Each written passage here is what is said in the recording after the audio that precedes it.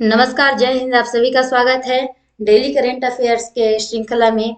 14 जनवरी 2023 की कुछ महत्वपूर्ण खबरें इस प्रकार है। पहला प्रश्न, किस राज्य ने 12 घंटे में 4500 पेनल्टी किक लेकर Guinness book of world record में नाम दर्ज कराया है? उस राज्य का नाम है केरल।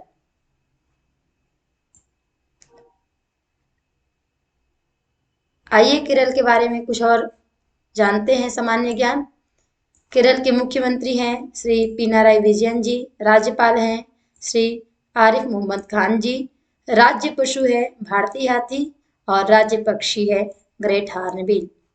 प्रश्न दूसरा है, किसने जनवरी 2023 में पहली बार बासमती चावल के लिए व्यापक नियम मानकों को अधिसूचित किया है? तो वह है FSSAI। भारतीय खाद्य सुरक्षा और मानक प्राधिकरण ने जनवरी 2023 में पहली बार बासमती चावल के लिए व्यापक नियामक मानकों को अधिसूचित किया है। और वह नियम क्या है कि जो बासमती चावल की प्राकृतिक सुगंध और कृत्रिम रंग दोनों से युक्त होना चाहिए। Central mine planning and design institute limited CMPDIL ने जनवरी 2023 में फ्यूजिटिव डस्ट के उत्पादन और संचालन को नियंत्रित करने के लिए प्रणाली और विधि का आविष्कार किया। CMPDIL कहाँ स्थित है? तो यह स्थित है झारखंड के रांची में। आइए आगे बढ़ते हैं। 12 जनवरी 2023 को 75 वर्ष की आयु में शरद यादव का निधन हो गया। वह किस क्षेत्र से संबंधित थे? वह राजनीति से संबंधित थे। शरद यादव जी पूर्व केंद्रीय मंत्री और जनता दल RJD के नेता थे, जिनके 75 वर्ष की आयु में निधन हो गया। वे 1989 में उत्तर प्रदेश के बदायूं संसदीय सीट से निर्वाचित हुए थे।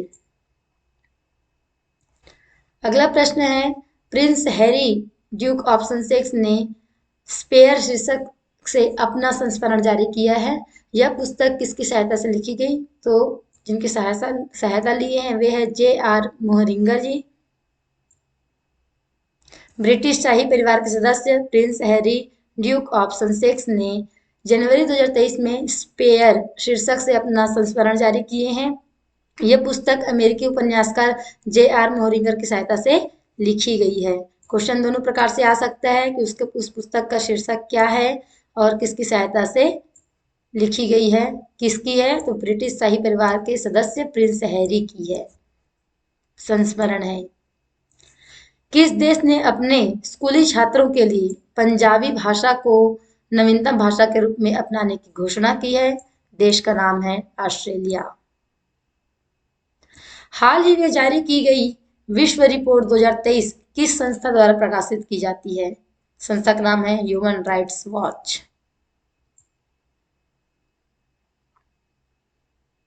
अगला प्रश्न है, उत्तराखंड सरकार ने डूबते शहर जोशीमठ में इमारतों को गिराने का काम शुरू कर दिया है। विध्वंस किस अधिनियम की धारा के तहत किया जाना है?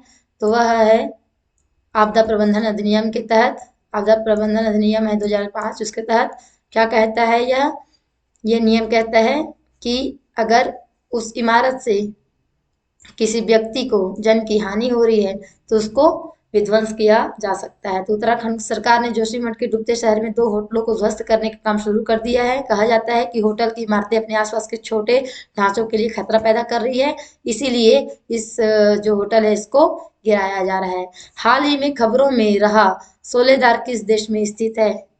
वह है यूक्रेन में।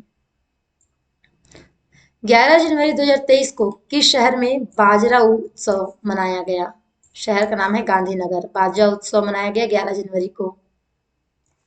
कौन सा आकांक्षी जिला स्टार्टअप द्वारा पेश किए गए 5G अभिनव उपयोग मामलों को जमीनी स्तर पर परखने वाला भारत का पहला जिला बन गया है?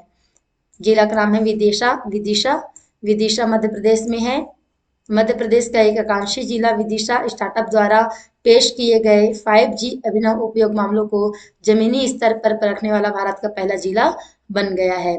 चलते हैं कुछ और महत्वपूर्ण बिंदुओं की ओर, जानते हैं। तो ओडिशा में 15वें हॉकी विश्व कप की शुरुआत हुई। ओडिशा में 15वें हॉकी विश्व कप की शुरुआत 13 जनवरी से हुई है।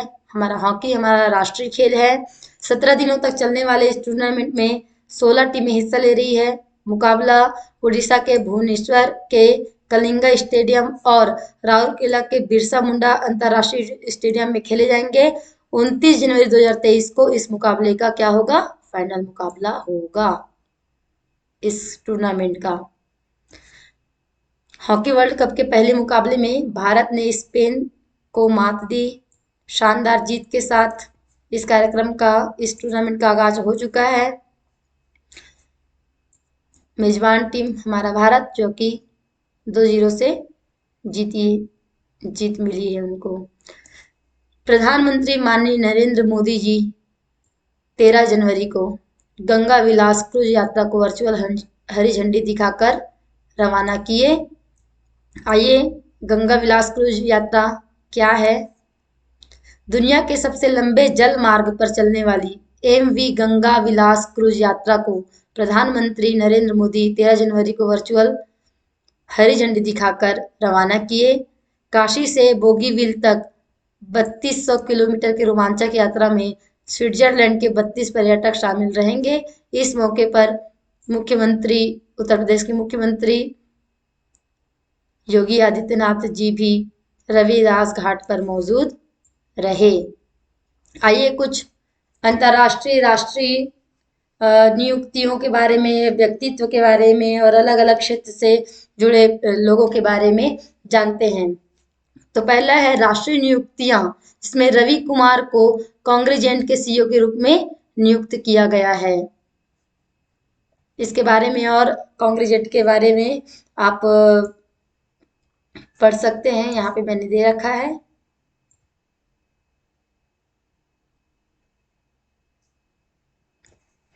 दूसरा विषय है समाचार में व्यक्तित्व। सांसद संतोख सिंह का भारत जोड़ो यात्रा के दौरान निधन हो गया।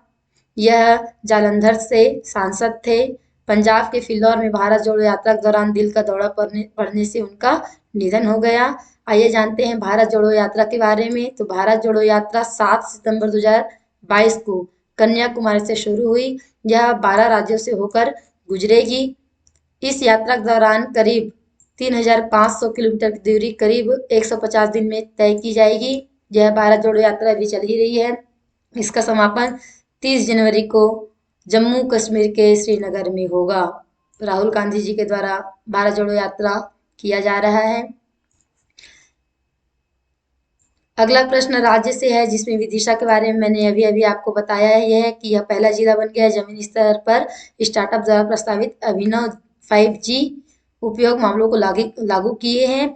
और यह क्या है, इसके बाद स्टार्टअप्स क्या है, 5G का उपयोग कैसे करेंगे, इसके बारे में आप विस्तार से इसमें पढ़ सकते हैं। अगला विषय है पर्यावरण और पारिस्थितिकी। नीलकुरिंजी को संरक्षित पौधों की सूची में रखा गया है। नीलकुरिंजी पौधा है जिसको संरक्षित पौधों की सूची में रखे हैं, और इसके बारे में विस्तार से पढ़ने के लिए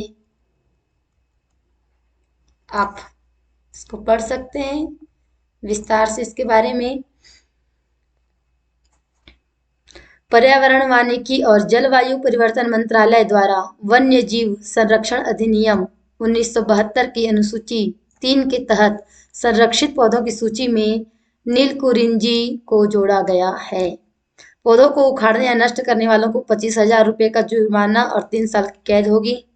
अगर ये नीलकुरिंजी पौधे को उखाड़ते हैं या जो इस अधिनियम के तहत जो भी पौधे उस सूची में है उसको अगर आप नष्ट करने की कोशिश करते हैं, नष्ट करते हैं, तो 25,000 रुपये का जुर्माना और 3 साल का कैद है।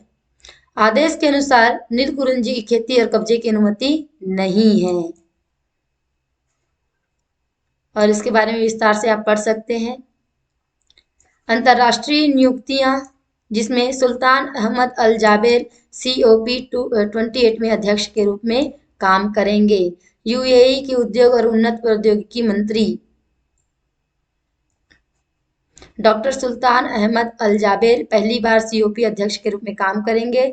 संयुक्त अरब अमीरात 30 नवंबर से 12 दिसंबर 2023 तक एक्सपो सिटी दुबई में सीओपी 28 की मेजबानी करेगा। सीओपी 28 उन्होंने यूएई के स्वच्छ ऊर्जा पथ को आकार देने में अपनी महत्वपूर्ण भूमिका निभाई है और इसी भूमिका को निभाने के लिए उनको सीओपी 28 में अध्यक्ष के रूप में चुना गया है, नियुक्त किया गया है।